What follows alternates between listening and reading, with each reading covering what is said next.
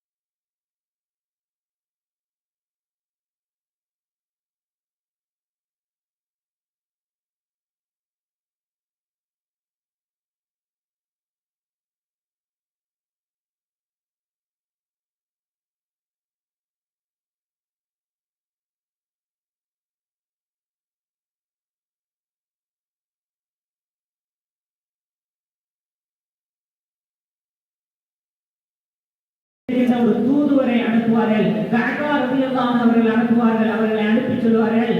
அந்த கஅபா ரலியல்லாஹு அன்ஹு அவர்கள் சொல்வார்கள், ஆயிஷா ரலியல்லாஹு அன்ஹா, ஜுபைர் ரலியல்லாஹு அன்ஹு, தொல்ஹா ரலியல்லாஹு அன்ஹு அவர்களிடத்தில் சொல்வார்கள், அலி உங்களுடைய யோசனைக்கு கட்டுப்படுகிறார். ஆனால் நீங்கள் முதலில் அவரை கலீஃபாவா ஏற்றுக்கொள்ளுங்கள். பிறகு ஒரு வருட காலத்திற்கு முன்பதாக யார் உஸ்மானை கொலை செய்தது என்பதை கண்டுபிடித்து அவரை தண்டனை செய்வார் என்பதாக கஅபா ரலியல்லாஹு அன்ஹு அவர்கள் கூறுவார்கள். இதை எல்லோரும் ஒற்றுக்கொண்டார்கள். ஆனால் இதை பார்த்தவுடன் அந்த அலி ரலியல்லாஹு அவருடைய கூட்டத்தில் இருந்த இப்னு சபா என்பவன், அவன் யஹூதியை சேர்ந்தவன். அவன் இதற்கு ஒற்றுப்படவில்லை. எங்கே அவர்கள் இருவரும் சேர்ந்து விடுவார்களோ என்று நினைத்துக் கொண்டு இரவோடு இரவாக தன்னுடைய படைகளை அழைத்துக் கொண்டு ஆயிஷா ரலியல்லாஹு அன்ஹா அவர்கள் இருக்கும் அந்த கூடாரத்திலே கல்லெறிய ஆரம்பித்து விடுவான். அப்போ தொல்ஹா ரலியல்லாஹு அன்ஹு, ஜுபைர் ரலியல்லாஹு அன்ஹு யோசிப்பார்கள், அலி என்னோட திட்டத்தோடு தான் வந்திருக்காரு.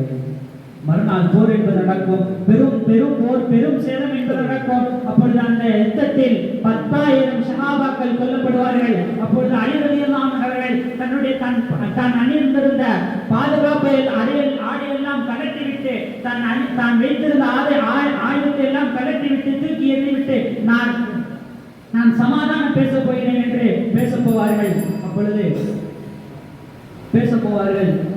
அப்பொழுது ஜுபைர் ரலியல்லாஹு அன்ஹு சொல்வார்கள், இவர் நல்ல எண்ணத்துடன் வந்திருக்கிறார் என்று சொல்லுவார்கள். அப்பொழுது ஜுபைரை மறந்து விட்டீரா? நபி அவர்கள் சொன்னார்கள், சிறுவயதிலே நீ என்னுடன் பாசமாயிருக்கிறாய், நான் உன்னுடன் பாசமாயிருக்கின்றேன் சொல்லும் பொழுது ஒரு நாள் நீ இப்பொழுது யார் எதிரணியில் இருக்கிறார் என்று கேட்டபொழுது ஜுபைர் ரலியல்லாஹு அன்ஹு வருத்தப்பட்டு போவார்கள். பிறகு அவர்கள் ஷஹீதாக்கப்படுவார்கள். கடைசியாக நான் ஒன்று சொல்லிக் கொண்டு நான் விடைபெற்று விடுகிறேன். இந்த போரெல்லாம் நிறைவு பெற்றதற்கு பின்னால் ஹாரிஜாக்களின் 3 நபர்கள், ஒன்று அப்துல் ரஹ்மான் இப்னு முல்ஜிம், இவர்தான் அலி ரலியல்லாஹு அன்ஹு அவர்களை கொலை செய்வான். மற்றொன்று மூன்றாவது பரக்கத் இப்னு அப்து. இந்த அப்துல் ரஹ்மான் இப்னு முல்ஜிம் என்பவன் அலி ரலியல்லாஹு அன்ஹு அவர்கள் காலையிலே பள்ளிக்கு செல்லும் பொழுது அவர் கையில 2 வாட்கள் இருக்கும். ஒரு வாளை எடுத்து அலி ரலியல்லாஹு அவர்களிடம் வீசுவான், தவறாகிவிடும். மற்றொரு வாளை எடுத்து வீசுவான், அது அலி ரலியல்லாஹு அவருடைய தொண்டையில் குத்தி மறுபடியாக வெளியே வந்துவிடும். அந்த இடத்திலே அந்த அலி ரலியல்லாஹு அவர்கள் வஃபாத்தாக ஆகுவார்கள். அல்லாஹ் தஆலா எவ்வாறு சஹாபாக்கள் நேர்மையுடன் வாழ்ந்தார்களோ அதே போன்று வாழ நமக்கு தௌஃபீக் செய்வானாக. வாசிதாவான அல்ஹம்துலில்லாஹி ரப்பில் ஆலமீன். அஸ்ஸலாமு அலைக்கும் வரஹ்மத்துல்லாஹி தஆலா வபரகாத்துஹு. ஒவ்வொரு கலைப்பாக்களும் குறிப்பாக அதற்கு அழிவுகள் எல்லாருக்கும் எதிரிகளால் கைதாக்கப்பட்டார்கள். அபூபக்கர் சித்திக் ரலியல்லாஹு மட்டும் இயற்கை ஒன்றுமாக இருந்தாலும் அவர்கள் குகையிலே ஞாபகம் சரியாக இருந்தால் கிரா குகையிலே அவர்கள் இருக்கிற போது, தபூர் குகையிலே அவர்கள் இருக்கிற போது ஒரு பாம்பு தீண்டியிருந்தார்கள். அந்த விஷத்தின் விளைவால் தான் அவர்கள் இருந்தார்கள். அவர்களுக்கும் ஒரு வகையான சகாதத்தாக நம்பிக்கிறது. குர்ஆனில் எத்தகினக்கும் சுஹதா, போர்கள் உலகத்தில் ஏன் நடக்குது, ஏன் போர் செய்யணும், ஜிஹாத் செய்யணும் சொன்னால் உங்களிலிருந்து சுஹதாக்களை உண்டாக்குவதற்காக என்று அல்லாஹ் கொடுத்திருக்கிறார். ஷஹீதுகள் உருவாகுவதன் மூலமாக அவர்களுடைய ரத்தம் படுகின்ற இடமெல்லாம் நமக்கு நித்தம் ஷிஃபாவை தரக்கூடிய பூமியாக மாறிவிடுகிறது. ஏர்வாடியிலே மிகக்குரிய மகானவர்கள் இப்ராஹிம் பாதுஷா அவர்கள் அவருடைய திருக்குடும்பம் சிந்திய அந்த இரத்தங்கள் இன்று ஷிஃபாவாக, மருந்தாக, நோய் நிவாரணையாக மாறி இருக்கிறது. எனவே அல்லாஹ் தஆலா சுஹதாக்கள் என்பது ஒரு முக்கியமான ஒரு அந்தஸ்து. அந்த ஷஹீத் என்ற பதவியை தர வேண்டும் என்ற அடிப்படையில் கலீஃபாக்கள் எல்லாம் ஷஹீதாக்கப்பட்டார்கள் என்பது வரலாறு. இஸ்லாமிய வரலாறு சிந்திய இரத்தங்கள் கூட அடுத்து வரக்கூடிய மக்களுக்கு அது பயனாக அமைந்திருந்தது. சுகதாக்கள் பொதுவாக நபிகள் நாயகம் ஸல்லல்லாஹு அலைஹி வஸல்லம் சொன்ன ஒரு ஹதீஸ் எனக்கு நினைவுக்கு வருது. ஹயாத்தி கைருல் லக்கும் வ மமாத்தி கைருல் லக்கும். என்னுடைய வாழ்வும் உங்களுக்கு கயிறு அப்படின்னு சொல்றது புரியுது. உடைய மௌத்தும் கயிறுங்கிறாங்க. விளக்கையாளர் நல்லோர்கள் நபிமார்களுடைய புனித உடல் எந்த பூமியில் அடக்கம் செய்யப்படுகிறதோ அந்த பூமிக்கு அது பாதுகாப்பு. நம்ம சுகதாக்கள் இருக்கக்கூடிய பூமி அது மக்களுக்கு பாதுகாப்பாக அமையும். இதனுடைய ரகசியங்களை எல்லாம் அறிந்தவர். ஏதோ ஒரு காரணங்களினால் குழப்பம் ஏற்படுகிறது. ஈடு செய்ய முடியாத இழப்புகளை இஸ்லாமிய உலகம் பெற்றது. அதுவும் கூட அடுத்து வரக்கூடிய சந்ததிகளுக்கு அருமருந்தாக ஷிஃபாவாக இறந்தவர்களுக்கு ஷஹாதத் என்ற பதவியை பெற்றுத் தரக்கூடியதாக மாறியது என்று பார்க்கிறோம். சொல்வதற்கு நிறைய செய்திகள் இருந்தாலும் நேரத்தினுடைய அருமை கருதி இந்த ஆய்வரங்கத்தின் வரலாற்று ஆய்வரங்கத்தின் நிறைவு பேச்சாளராக 7ஆம் ஜும்ஆ இவ்வாண்டு ஆரின் சனது பெற இருக்கிற ஹக்கீம் அவர்கள் முகலாயர்களின் ஆட்சியும் முடியும் என்ற தலைப்பிலே தனது ஆய்வு கருத்துக்களை பதிவு செய்கிறார். نحمده ونصلي على رسوله الكريم أما بعد قال الله تعالى في القرآن العظيم نحن نقص عليك أحسن القصص بما أوحينا إليك هذا القرآن وإن كنت من قبله لمن الغافلين صدق الله العلي العظيم. அன்பிற்குரியவர்களே, யார் இந்த முகலாயர்? முகலாயர்கள் என்றால் இஸ்லாமிய மன்னர்கள் தான். முகலாயர்கள் எப்பொழுது ஆட்சி கொடுத்தார்கள் என்பதை நாம் பார்க்க வேண்டும். முகலாயர்கள் எங்கிருந்து வந்தவர்கள் என்று நாம் பார்க்க வேண்டும். இன்னும் முகலாயர்கள் எதுவெல்லாம் நமக்கு செய்து கொடுத்தார்கள் என்று நாம் பார்க்க வேண்டும். முகலாயர்கள் செங்கிஸ்தான் நாட்டிலிருந்து வந்தவர்கள் தான். இன்னும் அவர்களுக்கு மங்கோலியர்கள் என்று சொல்வார்கள் அவர்களை. இன்னும் 1526 பாபர் என்ற மன்னரால் தொடங்கக்கூடியதுதான் முகலாய மன்னர், முகலாய ஆட்சி. அப்படி ஆட்சி செய்து அதற்கு பின்னால் அவர்களுடைய மகன் ஹுமாயூன், அதற்கு பின்னால் அக்பர், அதற்கு பின்னால் ஜஹாங்கீர், அதற்கு பின்னால் ஷாஜஹான், அதற்கு பின்னால் அவுரங்கசீப் ரஹிமஹுல்லாஹ் அவர்கள் ஆட்சி கொடுக்கிறார்கள். இப்படி அவர்களுடைய வம்சாவளியாக 6 தலைமுறைக்கு அப்படியே ஆட்சி செய்து வந்து கொண்டிருக்கின்றார்கள். இன்னும் இந்த முகலாய மன்னர்கள் இந்தியாவுக்காக வேண்டி என்ன செய்தார்கள் என்று பார்த்தால், முகலாய மன்னர்கள் தான் இந்தியாவை இந்தியா என்று கருதி அப்பொழுது இருந்த குறுகிய மன்னர்களால் இந்தியா பிரிந்து சுக்குநூறாக சிதைந்து கிடந்தது. அந்த சிதைந்து கிடந்த மக்களை எல்லாம் ஒன்று சேர்த்தியவர்கள் முகலாய மன்னர்கள். இந்தியாவை முழுக்க கட்டமைச்சவர்கள் முகலாய மன்னர்கள். இன்னும் இந்திய வரைபடத்தை அமைத்து தந்தவர்கள் முகலாய மன்னர்கள். இன்னும் இந்திய நாணயத்தை ஒரு முறைப்படி நாணயமாக அமைத்து தந்தது முகலாய மன்னர்கள். இப்படி பல்வேறு விஷயங்களை நமக்காக வேண்டி இந்தியாவுக்காக வேண்டி செய்து தந்தவர்கள் முகலாய மன்னர்கள் தான். இன்னும் முகலாய மன்னர்களிலேயே மிகச்சிறந்த முறையில், அதாவது மிகச்சிறந்த முறையில் இறையற்றத்தோடு அல்லாஹ்வையும் அல்லாஹ்வுடைய ரசூலையும் பயந்தவாறு ஆட்சி செய்த மன்னர் ஒருவர் இருக்கின்றார் என்று சொன்னால் அவர்தான் ஆலம்கீரி அவுரங்கசீப் ரஹிமஹுல்லாஹ். அவர்களை பற்றி 2 வருடங்களுக்கு முன்னால் காசி விஸ்வநாத கோவிலில் வைத்து அவர்களை கொடுங்கோலன் என்று சொன்னார்கள், கொடுங்கோலனான அரசன் என்று சொன்னார்கள். ஆனால் நிதர்சனத்தில் பார்த்தால் அவர்களுடைய ஆட்சியில் தான் எல்லா சக வசதிகளையும் செய்து கொடுத்தார்கள்.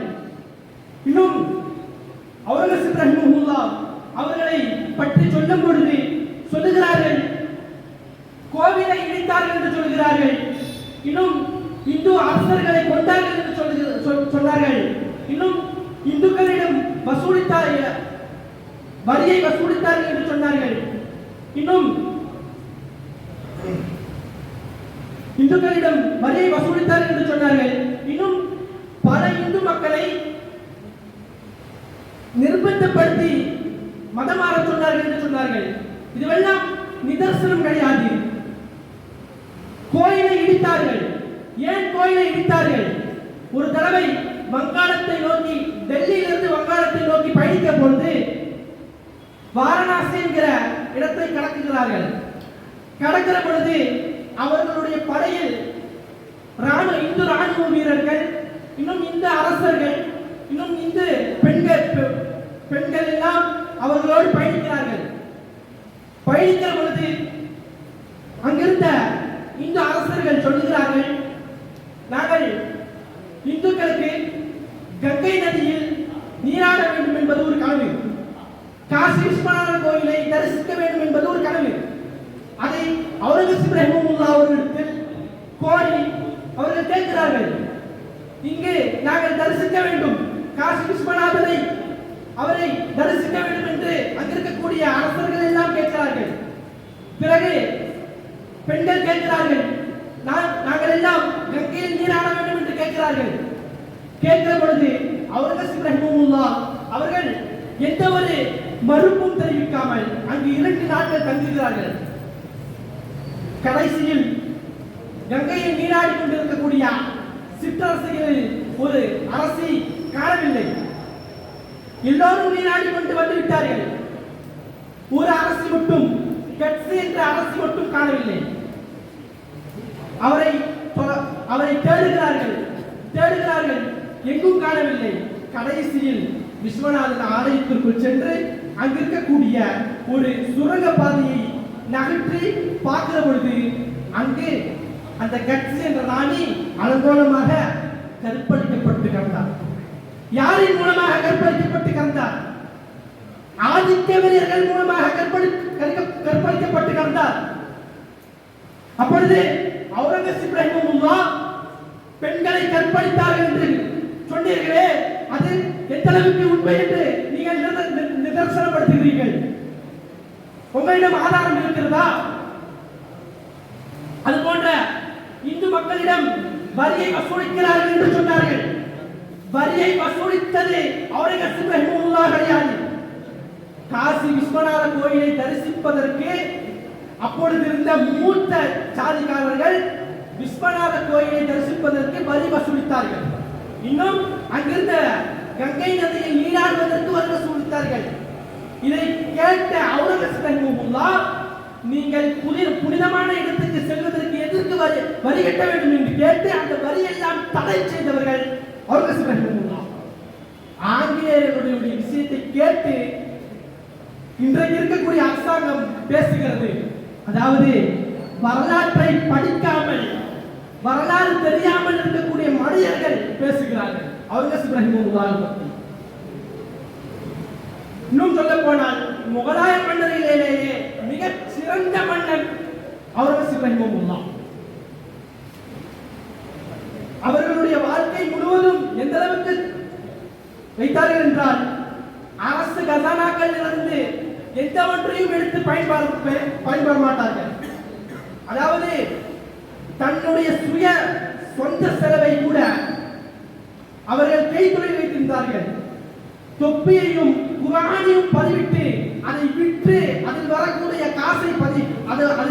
காசை செலவு செய்தார்கள்.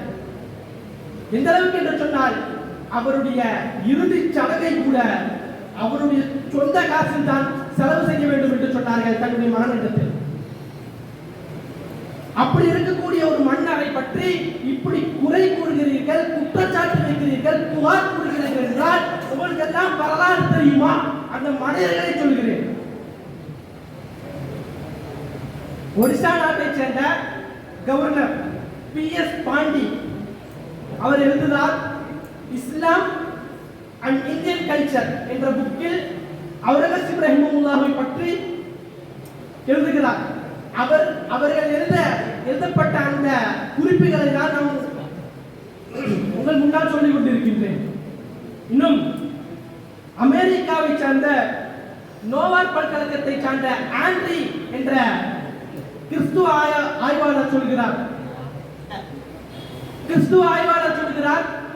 எந்த அளவுக்கு சொல்கிறார் என்றால், அன்றைக்கு ராணுவ வீரர் ஒருத்தர் மரணித்து விட்டார். மரணிக்க பொழுது அன்றைக்கு ஒரு பழக்கம் இருந்தது. ஒருவன் இறந்து விட்டால் அவனோடு சேர்த்து அவனுடைய மனைவியையும் எரிக்க வேண்டும், அதாவது உடன்கட்டை ஏற வேண்டும். அந்த சடங்குகள், அந்த சம்பிரதாயங்கள் இருந்தது. அப்பொழுது அதை கேட்ட அவர்கள் சொன்னார்கள், இப்படி செய்வது தவறு என்று சொன்னார்கள். இது எங்களுடைய கலாச்சாரம், இதற்குள் நுழையாதீர்கள், இது எங்களுடைய மதம் என்று சொன்னார்கள். எது உங்களுடைய மதம்? ஒரு பெண்ணை, அதாவது கணவன் இறந்த பிறகு மனைவியை சேர்த்திருப்பது உங்களுடைய கலாச்சாரமா, உங்களுடைய மதமா என்று கேட்டார்கள். அப்பொழுது கட்டளையிட்டார்கள், இதற்கு பிறகு யாரும் உடன்கட்டை ஏறக்கூடாது என்று கட்டளை போட்டார்கள். இப்படி பல்வேறு உதவிகளை செய்து கொடுத்தவர்கள் முகலாய மன்னர்கள். முகலாய மன்னர்களை பார்த்து இந்த அளவுக்கு குறை கூறுகிறீர்கள். இன்றைய அரசாங்கம் சொல்லிக் கொண்டிருக்கிறது, முகலாய மன்னர்களை பற்றி குறை கூறுகிறார். ஏன் குறை கூறுகிறார்? மதத்தை குறித்து அவர் குறை கூறுகிறார். இன்றைக்கு இருக்கக்கூடிய PM பிரதமருக்கு இஸ்லாமியர்கள் என்றாலே பிடிக்காது. அதன் காரணமாக அவர்களை பற்றி பல்வேறு குற்றச்சாட்டுகளை 2 வருடங்களுக்கு முன்னால் காசி விஸ்வநாதர் கோவிலை வைத்தார்கள். இன்னும் அதுபோன்று இறுதியாக ஆட்சி செய்தவர், முகலாய மன்னர்களில் இறுதியாக ஆட்சி செய்தவர் முகமது பகதூர் ஷா அவர்கள் தான். அவுரங்கசீப்புக்கு பின்னால் 10 ஆண்டுகள் ஆட்சி செய்தார்கள். அவர்களுடைய இறுதி 1858 முகலாய மன்னர்கள் ஆட்சியை நிறைவு செய்து கொள்கிறார்கள். அதற்கு பிறகு ரங்கூனில் அவர்களை நாடு கடத்தப்பட்டது. ஆக என்ற கருத்துக்களை சொல்லி என்னுடைய உரையை நிறைவு செய்து கொள்கிறேன். இன்னும் வரலாறை படிக்க வேண்டும், வரலாறை படித்து படிப்பினை பெற வேண்டும் என்பதை நான் உங்களிடம் எத்தி வைத்துக் கொள்கின்றேன்.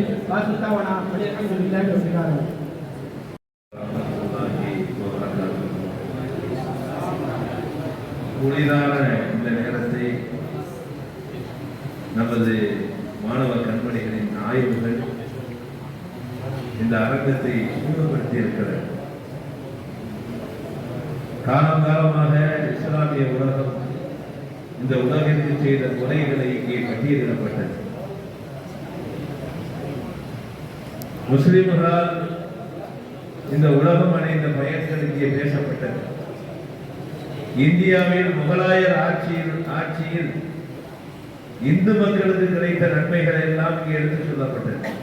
முதல் பெண்களுக்கான பாதுகாப்பு, உடன்கட்டை ஏற வேண்டும் என்ற கொடுமை இந்த நாட்டிலே மதத்தின் பெயரால் நடைபெற்றுக் கொண்டிருந்த போது அதற்கு முற்றுப்புள்ளி வைத்த மார்க்கம் இஸ்லாம். அதை செய்தவர்கள் முகலாய மன்னர்கள் என்பதை எல்லாம் இங்கே அளவுபட எடுத்துக்கொண்டார்கள். அன்பிற்குரியவர்களே, அல்லாஹ் தஆலா வரலாற்றை பற்றி சொல்கிற போது லக்கத் கான லக்கும்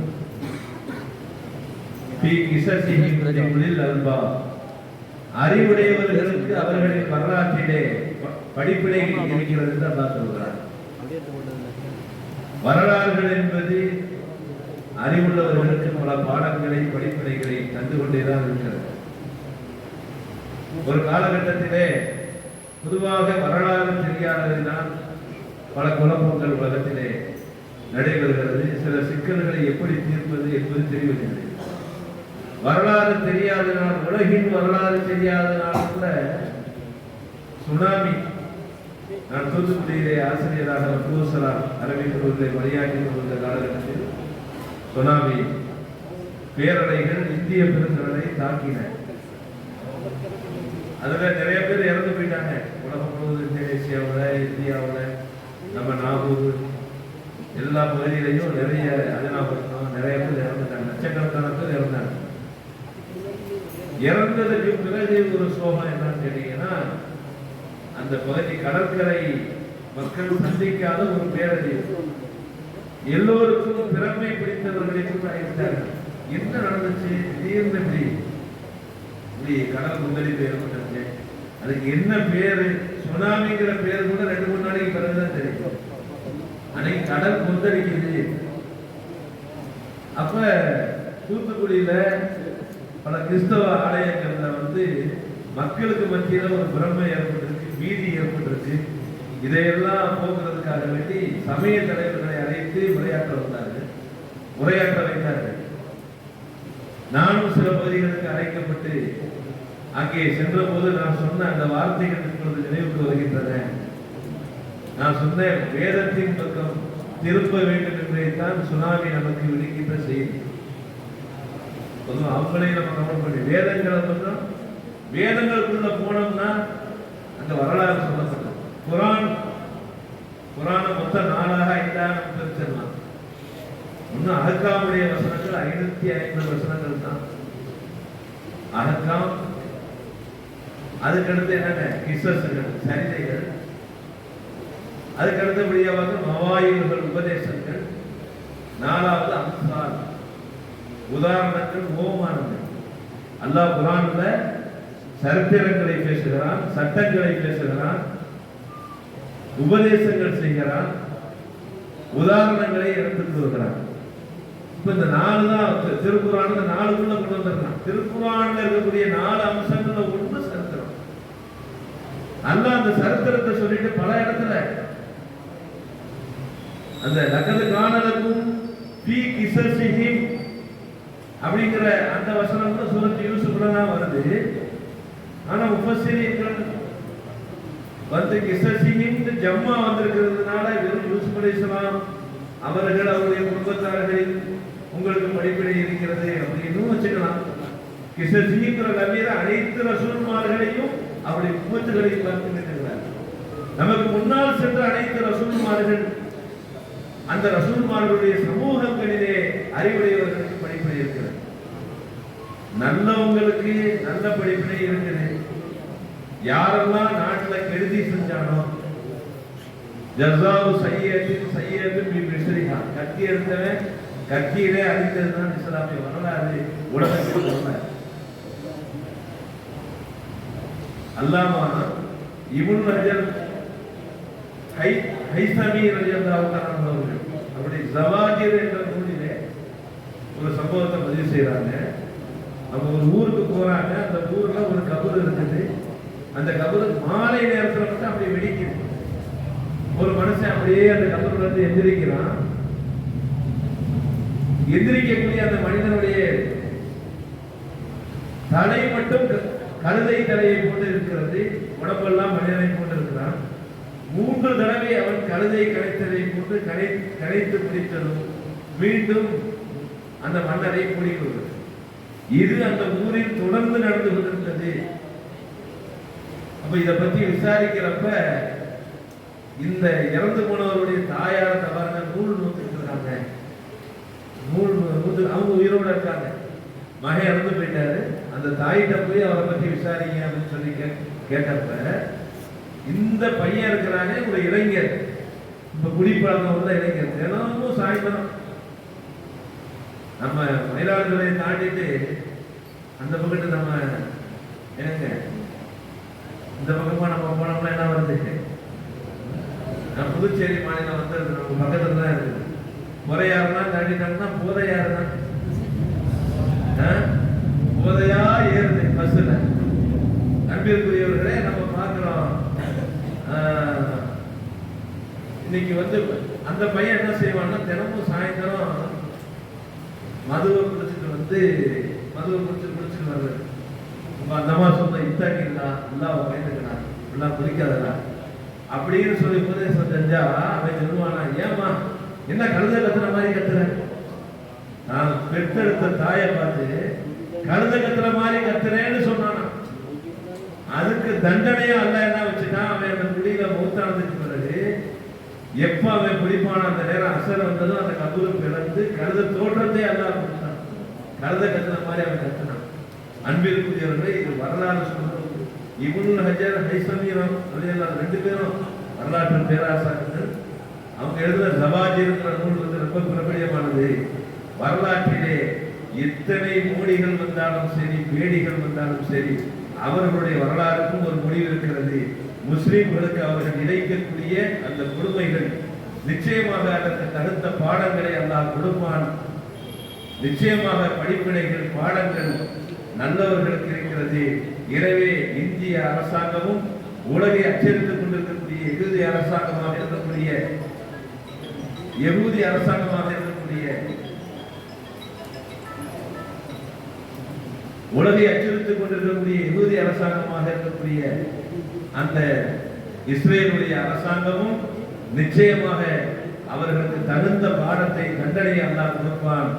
நாம் ஏற்றிய கரங்களை எல்லாம் வீணாக்க மாட்டான். வரலாற்றிலே கெடுதி செய்தவர்கள், கேடு இழைத்தவர்களுக்கு தகுந்த தண்டனைகள் கொடுக்கப்பட்டிருக்கிறது. வந்த பிறவுன்கள் அழிக்கப்பட்டிருக்கிறார்கள், அபூஜெகல்கள் ஒழிக்கப்பட்டார்கள், ஹாமான்கள் ஒழிக்கப்பட்டார்கள். அதே போன்று இன்று இஸ்ரேலுடைய யூத ஆட்சியாளர்கள் ஒழிக்கப்படுவார்கள். இன்றைக்குமே தீங்கிழைத்தவர்களின் பக்கம் அல்லாஹ் இருந்ததில்லை. யாரை பழிவாங்கினார்களோ நிச்சயமாக பழிவாங்கப்படுவார்கள். இன்ஷா அல்லாஹ் விரைவில் பைத்துல் முகத்தஸ் முஸ்லிம்களுடைய கரத்திலே மீட்கப்பட்டு வரும். சுதந்திரமாக அந்த ஆலயத்தை தரிசிக்கின்ற பாக்கியத்தை அல்லாஹ் தருவான். இந்த தலைப்பின் மூலமாக அல்லாஹ் ரப்பல் ஆலமீன் இந்த ஜாமியா மிஸ்பாஹுல்லாஹ்விற்கு நான் நன்றி செலுத்த கடமைப்பட்டிருக்கிறேன்.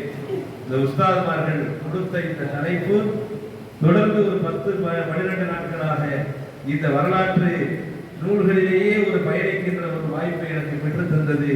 நான் கற்றதை, நான் தெரிந்து கொண்ட ஒரு வாய்ப்பாக அமைந்தது. அனைத்தையும் சொல்ல முடியாத நிலை. இங்கே பேசிய மாணவர்களுக்கு மட்டுமல்ல, நடுவராக இருந்த எனக்கும் அந்த சூழல் இருக்கிறது. ஏனென்றால் நாமெல்லாம் ஒரு நேரத்திற்குள்ளே பேச்சை முடிக்க வேண்டிய ஒரு கட்டாயத்தில் இருக்கிறோம். எனவே இந்த நல்ல வாய்ப்பிற்கு நன்றி கூறி இத்தோடு எனது உரையை நிறைவு செய்கிறேன். வாகர் தாவான அல்ஹம்துலில்லாஹி ரப்பில் ஆலமீன். இந்த இதுல எல்லாருமே நல்லா பேசுறாங்க. ஏதோ என் மனசுல பட்ட ஒரு 3 பேருக்கு முதல் 3 இடங்கள் கொடுக்கப்பட்டிருக்கு. அதனால மற்றவங்கெல்லாம் அவங்க பேச்சு சுமாரா இருந்துச்சு அப்படிதான் நினைக்க வேணாம். ஒரு மதிப்பெண் போடணுங்கக்கூடிய மரபுப்படி மதிப்பெண் போடப்பட்டிருக்கிறது. இங்கே வெற்றி பெற்றவர்களை அறிவிப்பதற்கு முன்பாக வெற்றி பெற இயலாதவர்களுக்கு என்னுடைய வாழ்த்துக்களை முதலாவதாக பரிசாக தந்து, இப்பொழுது 3வது பரிசை பெற இருப்பவர் இவ்வாண்டு ஆலிம் சந்தர்ப்பர்கள்